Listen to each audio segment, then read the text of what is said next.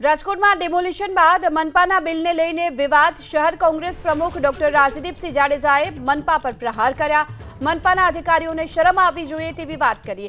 લોકોના આંસુ લૂછવાના બદલે તાઇફા કરવામાં આવ્યા। 12 લાખનું બિલ બનાવતા પહેલા શરમ નહીં આવી હોય આ સવાલ પણ કર્યો। જંગલેશ્વરમાં રહેતા લોકો પાસેથી 50 વર્ષથી વેરો વસૂલ્યો હતો। સમગ્ર મામલે મનપા કમિશનરે જવાબ આપવો જોઈએ તેવી પણ વાત કરી। तंत्र और भारतीय जनता पार्टी ने बने ने कहवा मांगू छुं, कारण के एमने क्या डिमोलेशन करता पहला एमने आवास फाळववा जोईए, पण एक व्यक्ति ने आवास नहीं फाळव्या अने त्यां कर्मचारीओ ने भारतीय जनता पार्टी ना लोकोए उत्सव मनाव्यो छे अने एमां पण भ्रष्टाचार 32 जातना भोजनो अने नवुं आव्युं के पाणीनुं बिल 12 लाख उपरनुं पाणी। हूँ आपना माध्यमथी कहूं छुं के मानवता त्यां देखाती हती के ए लोकोना मकान पाडवा माटे महानगरपालिकाना सत्ताधारी लोको गया था, छतां पण ए लोको रड़ता रड़ता पोलीस कर्मी होय के राजकोट महानगरपालिकाना कर्मचारी होय के कॉन्ट्राक्टरो होय एने पाणी ए लोको पाता था।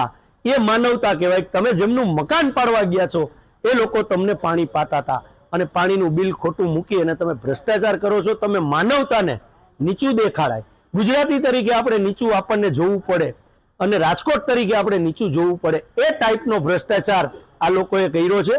आ बाबते अमे कमिश्नरश्रीने जाण करी छे के आमां केटला लोको हता, केटला कर्मचारी हता, केटला पोलीस कर्मीओ हता, केटला कॉन्ट्राक्टरो हता, केटला ट्रेक्टर चालको हता, केटला जेसीबी चालको हता।